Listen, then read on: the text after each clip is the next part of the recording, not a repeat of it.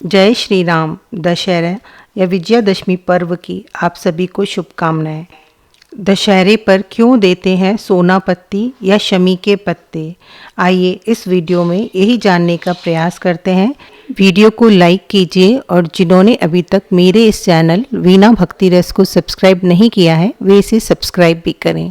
दशहरे के त्यौहार पर एक खास परंपरा निभाई जाती है जिसमें लोग एक दूसरे को सोनाली, सोनपातिका या शमी के पत्ते देते हैं। इस परंपरा का धार्मिक और सांस्कृतिक महत्व है जो सदियों से चला आ रहा है।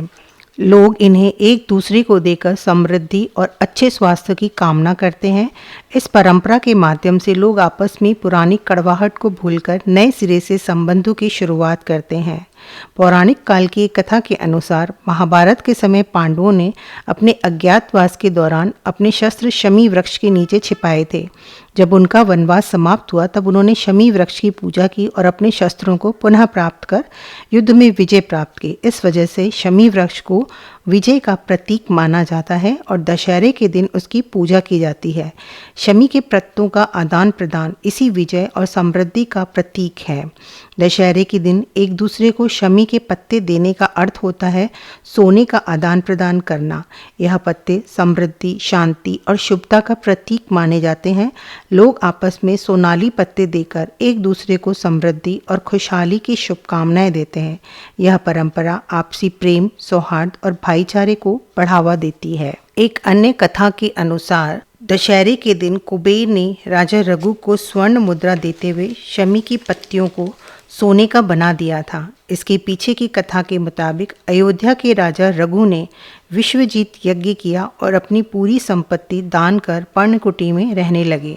वहीं वर्तंतु ऋषि के शिष्य कौत्स जब अपनी शिक्षा समाप्त कर घर जाने और गुरु से गुरु दक्षिणा मांगने के लिए कहा, ऋषि वर्तंतु ने इससे इनकार कर दिया। लेकिन जब कौत्स नहीं माने तो वर्तंतु ने कहा, तुम गुरु दक्षिणा देना चाहते हो तो 14 करोड़ स्वर्ण मुद्राएं लेकर आओ। ऐसे में कौत्स राजा रघु के पास गए और उनसे मदद की गुहार करने लगे। रघु राजा ने विजयादशमी के दिन कुबेर को युद्ध करने या स्वर्ण मुद्रा देने की चुनौती दी। तब कुबेर ने शमी पर स्वर्ण मुद्राओं की वृष्टि की। रघु राजा ने यह धन कौत्स को दिया और कौत्स ने अपने गुरु को। इसीलिए विजयादशमी पर शमी के पेड़ की पूजा होती है। विजयादशमी के दिन शमी के पौधे के पास जाकर सरसों के तेल का दीपक जलाएं और अपनी विजय की प्रार्थना करें। मान्यताओं के अनुसार ऐसा करने से सभी कार्यों में सफलता प्राप्त होती है, विजय प्राप्त होती है। असत्य पर सत्य की विजय, अधर्म पर धर्म की विजय, बुराई पर अच्छाई की विजय का प्रतीक यह पर्व दशहरा हमारे देश में पूरे उत्साह के साथ मनाया जाता है। दशहरा हिंदुओं का एक प्रमुख त्यौहार है। आश्विन महीने के शुक्ल पक्ष की 10वीं तिथि को इसे मनाया जाता है। पौराणिक कथा के अनुसार दशहरा के दिन श्री राम ने रावण का वध किया था। 9 दिनों तक माँ दुर्गा की आराधना करने के बाद श्री राम ने दशमी के दिन रावण का वध किया था और इस तरह बुराई पर अच्छाई की जीत हुई। इसीलिए नवरात्रि के 9 दिन तक रामलीला का आयोजन किया जाता है और 10वें दिन रावण, मेघनाद और कुंभकर्ण के पुतले जलाए जाते हैं। वहीं दूसरी पौराणिक कथा के अनुसार असुर महिषासुर ने कठोर तपस्या से भगवान ब्रह्मा को प्रसन्न कर अमरत्व का वरदान प्राप्त किया था। उसने देवताओं को पराजित कर स्वर्ग पर अधिकार कर लिया और धरती पर भी अत्याचार फैलाने लगा।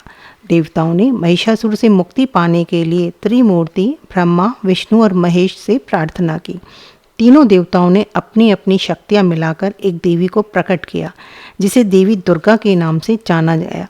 महिषासुर की सेना ने देवी दुर्गा पर आक्रमण किया। इस युद्ध के दौरान 10वीं तिथि को देवी ने महिषासुर का वध किया और उसके अहंकार का अंत कर दिया। इस तरह बुराई पर अच्छाई की विजय हुई। इसीलिए विजयादशमी का पर्व मनाया जाता है।